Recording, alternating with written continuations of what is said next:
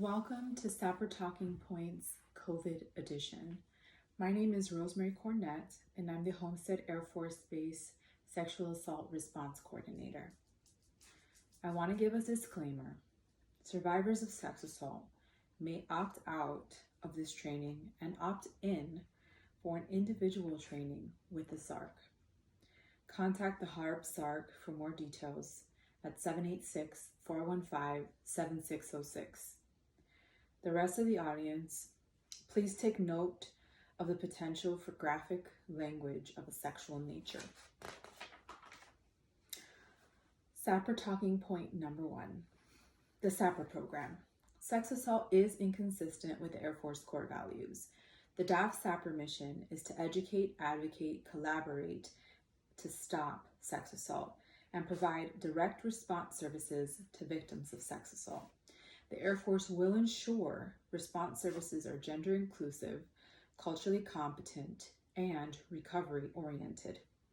SAPR services are available 24/7 regardless of location, so this includes deployed locations. SAPR personnel will ensure that victims are protected, treated with dignity and respect, and receive timely access to appropriate medical treatment and services. What is sex assault? It's defined as sexual contact characterized by force, threats, intimidation, abuse of authority, or when a victim does not or cannot consent. These behaviors may constitute one or more criminal offenses under UCMJ and/or state, federal, or foreign jurisdictions' criminal law. UCMJ sex assault offenses are listed in the Manual for Courts-Martial under Articles 120, which includes rape, sex assault, aggravated sexual contact, and abusive sexual contact, and Article 120 Bravo, which includes sexual assault of a child. Attempts or conspiracies to commit such acts are also punishable under Article 80 and Article 81. Other sexual or related offenses under UCMJ include Article 93 Alpha, which is prohibited activities with recruits and trainees, Article 117 Alpha, which is wrongful distribution and broadcast of intimate images, Article 120 Alpha, which is obscene mail, Article 120 Charlie, which is other sexual misconduct, and Article 130, which is stalking. Let's talk about consent. Consent is a freely given agreement to the conduct by a competent person. An expression of lack of consent through words or conduct does not constitute consent. Lack of verbal or physical resistance does not constitute consent. Submission resulting from the use of force, threat of force, or placing another person in fear does not constitute consent. Current, previous, dating, social, sexual relationship by itself or how the person is dressed does not constitute consent. Sleeping or unconscious or an incompetent person cannot consent. Consent can never be assumed. If you are not sure about consent, ask and wait for an affirmative response. Stop unless you have permission.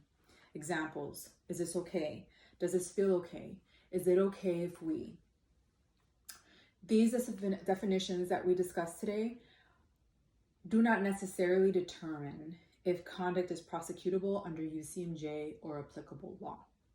Let's go into SAPR Talking Point number 2, which explores reporting options. An unrestricted report of sex assault is investigated and command authorities are notified. A restricted report is confidential. There is no investigation.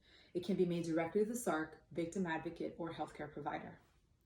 Exceptions to the confidentiality of a restricted report include if the victim provides written consent to prevent or lessen serious or imminent threat to anyone's health or safety, officials participating in disability evaluation boards or MEBs, SARC, SAPR, VA, healthcare personnel supervising victim services when required by law.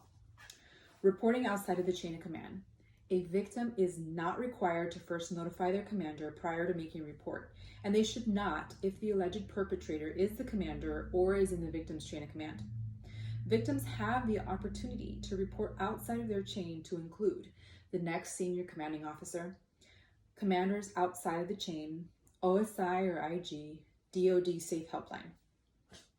What's an independent investigation? If information about a sex assault comes to a commander's attention, the commander must immediately notify the MCIO, which on our base is OSI. An investigation may be initiated based on this independently acquired information. Victims with a restricted report can elect not to participate in the investigation. If a SARC is notified of an independent investigation and the victim has not signed a DD 2910, which allows them to elect a reporting option, the SARC must inform that the option for a restricted report is unfortunately no longer available. Mandatory reporters of sex assault: your commander, anyone in your chain of command, Air Force instructors, with the exception of USAFA instructors, law enforcement. Let's talk about sex harassment. So sexual harassment is on the same continuum of harm of sexual assault, although it is not the same. This includes unwelcome sexual advances, sexual favors or requests for sexual favors, other verbal, physical conduct of a sexual nature that unreasonably interferes with the individual's work performance or creates an intimidating or hostile work environment. Complaints of sex assault can be reported to the Equal Opportunity Office or your commander. Sexual harassment can be civil or criminal, which means they can result in UCMJ charges. Sexual assaults between intimate married or dating partners, or when the victim is under 18, are reported to the Family Advocacy Program, the DPH, if you are in the Air National Guard. This includes SAPR Talking Points number 1 and 2. Thank you for your time.